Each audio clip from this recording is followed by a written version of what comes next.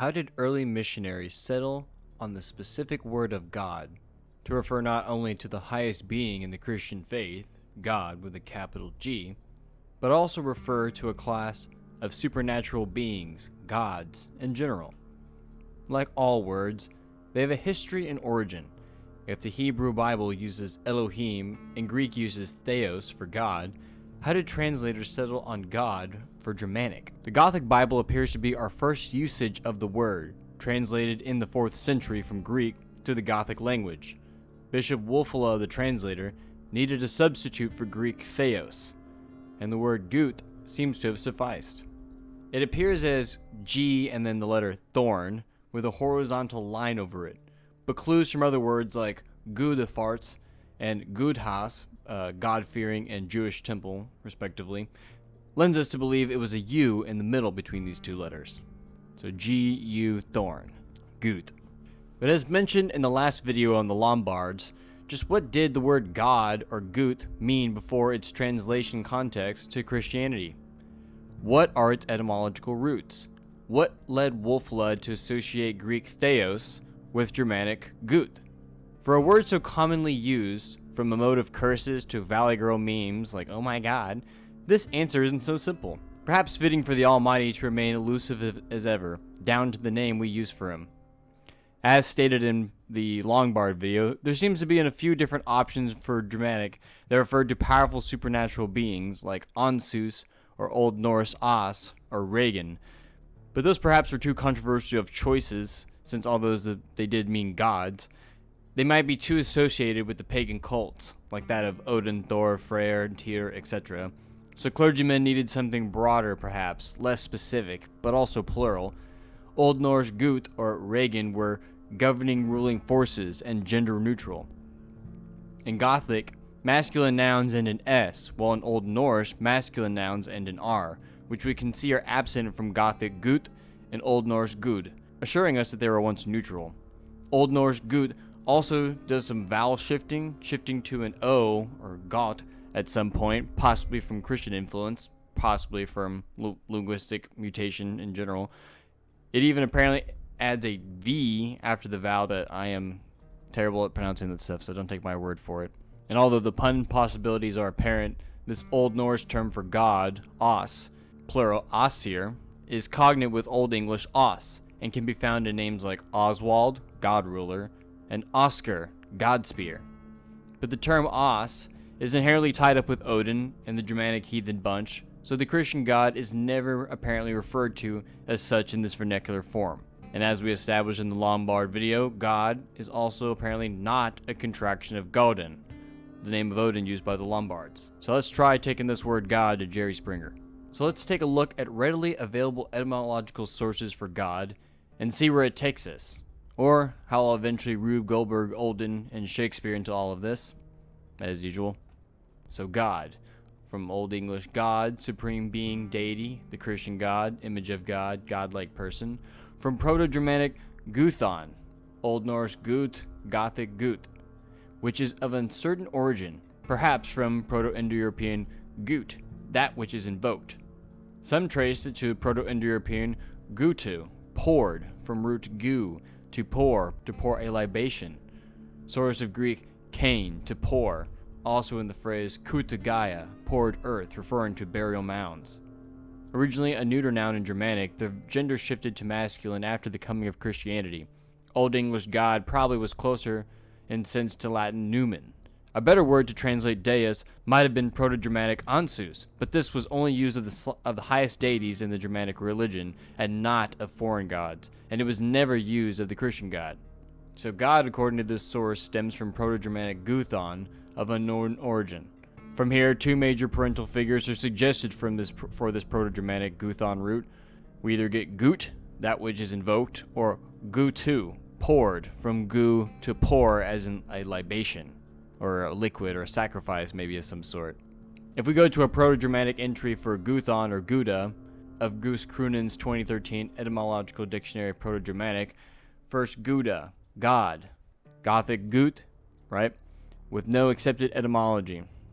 The traditional comparison to Sanskrit hotar Zootar, sacrificing priest, is technically possible, but only by deriving these words from semantically remote root gu to pour, libate, rather than from gua to invoke. Not convincing either is the proposed link from Greek, the gutagaya. Perhaps it is best to connect the word with goveti, to revere, thus reconstructing Proto-Germanic gutu. Within Germanic also, Old Norse godi, priest, gudon, and German gotza, idol. So, some way we've got some claims, and both potential roots seem to have a religious context, either to invoke or pour libations, which seem to have spiritual themes, right? So these similar sounding proposed roots seem like viable choice for God, someone or something you would definitely invoke or pour sacrificial beverages to. So therefore, these suggested renderings of God's origins is to mean the libated one or the invoked one, right? That's what God means. I repeat, God, etymologically, per the old roots, maybe potentially means either the one you libated to or the one you invoked. According to experts, Old Germanic gut is old, consisting of this gu root and ending in an eth, sort of like a d, being similar to our past participles in today's English words with like wanted, or shunned, or believed, or hanged, etc. Hence why this is translated as the libated one, or the invoked one, right? If we could only settle on what the meaning of this gu part meant. Wolfula needed a word for Greek theos, and from what I can gather, theos seems to come from the stem meaning to place or to set, ultimately rendering as one you set a place for, like a shrine, altar, temple, etc. But it seems assured by etymologists that there is a religious context to the root meaning of theos, not unlike what's happening here with the proposed roots for gut, or God. For theos, this setting of a place or to set seems related to the concept of creating an order, orienting or sifting out the chaos for specificity, meaning sort of creating a sacred space in a sense. This order created from this theos, the setting of a place, is therefore done to align with a certain deity or principle perhaps. But libations and invoking are both activities that can be done at such a place, so other than confirming the spiritual aspects inherent in the roots, this doesn't really help us on a definitive answer for gu. I also found some other examples that perhaps have this root, which might help. From Scots Gaelic, guth, voice. From Old Irish, guth, voice or sound. From Proto-Celtic gutus, to call on, invoke. From Proto-Indo-European gu, to call, invoke. So, we're seeing this gu to invoke option come up again. If this gu root is associated with sound and voices, then this version of invoking is literally through vocals, right? Invoking itself has the root word for vocal in it, vocare, but maybe we should focus on that harder since others attest this invoking might be done through sacrifice or other means, rather than relying on the invocation part, right? The sound aspect as the major point. So when you are the one invoking, are we literally talking about the voice and the sound? We should focus less on the definition being that an entity is being summoned, and instead that it literally took invoking, or aka chanting, praying, etc., to summon it. I'm not sure if we can connect it maybe in that sense, but maybe when we talk about the invoked one, we're talking about literally the sound or the words, actively speaking words to connect with this divine entity. Gu might also sound like a raw, guttural exclaim like "Gah!" and fits right into our exclaim of "Oh my God" or "God" today, right? These are my uneducated ponderings, not any official ones, but yeah, I just thought I would share some of this. So, just a few entries down in our Proto-Germanic dictionary, down from Gouda, is another word related to the attested root, gu or gu to pour, which is guton, to pour and to spawn.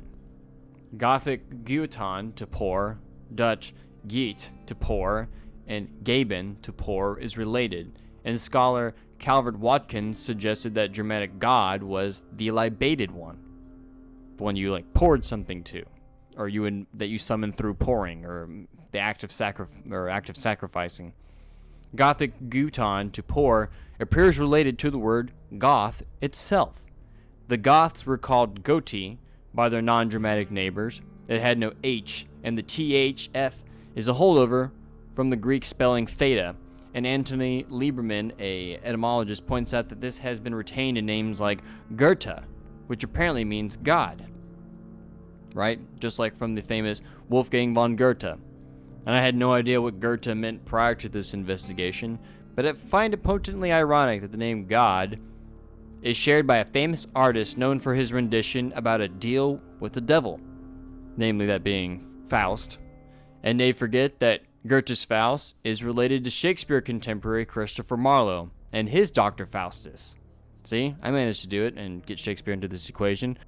And you already know I already have a lot of opinions about the connection of names between Christopher Marlowe and Shakespeare to Odin, but maybe I'm getting ahead of myself here. But yeah, 3 Degrees of Shakespeare will be the new dinner party game that everyone will be raving about, I swear. It's pretentious and prestigious. Another ironic vein was seeing that goth and god had potential etymological connections. But I suppose it makes sense because the thorn letter, or the th sound, gets transliterated for us to English as a d most often, so goth to god is readily apparent. Goth, which is a term associated with barbarians from the north who invaded and ushered in the end of the Roman Empire, arguably civilization itself, but also those sublime and magnificent Christian cathedrals that share their names. Yet also the fictional genre of oppressive beauty of nature and time, and ghosts and haunted house, madness, insanity, and decaying nobility. And it's also a term used for a modern cultural fashion, gothic. Goth sure has a lot of cultural linguistic power. I wonder if it is so closely related to the word God, like a dog whistle that only our subconscious can hear. Perhaps it invokes a host of primordial meanings and associations. Perhaps some of the very theories presented earlier. If God or Goth, literally can read like goth, from its Proto-Germanic roots has some association with ritualistic or at least spiritual connotation, then by being a etymological cousin, it would complete the apples not falling far from the tree imagery as to why Goth and Gothic has some of that same moody disposition as its now divine relative, God. As Carl Jung described the collective subconscious, dry riverbeds waiting to be filled again with water and find their old paths once again. These verbal patterns, sounds, run deep into man's history, and I'm of the spooky inclination it has effects on us still today. Even as we offhandedly use these weird words, their sonic resonances still reverberate with some of their original properties. What does that mean for us? But I'm getting off task here. Let's get back to God. But yes, I would like to reiterate this point, okay? We're talking about the word God. And I just said the first use of the word is in the Gothic Bible. And then I just revealed here just a second ago that the word goth and God are etymologically connected, okay? Like, what does that mean? The word God is related to the word goth, and that's the first time we find it. It would be, so isn't that a little strange that the highest deity term that we have, that we use in English, which is God, is related to the names of the people that use the word? Isn't that a little strange? It'd be like as if Americans wrote like a new religious text, and the word for God in America and in American language is like America or Amara. Like, that'd be kind of strange, right? But that's exactly what happened here. What is going on? How did that happen? Is no one else like really talking about this? Okay, yes, a few people have. The only person I've seen like kind of pointed out in this relation and fully into this context and wonder at the strangeness is someone like Stephen Flowers, who people find controversial, but some of the scholar stuff and some of his ponderings kind of make a lot of sense.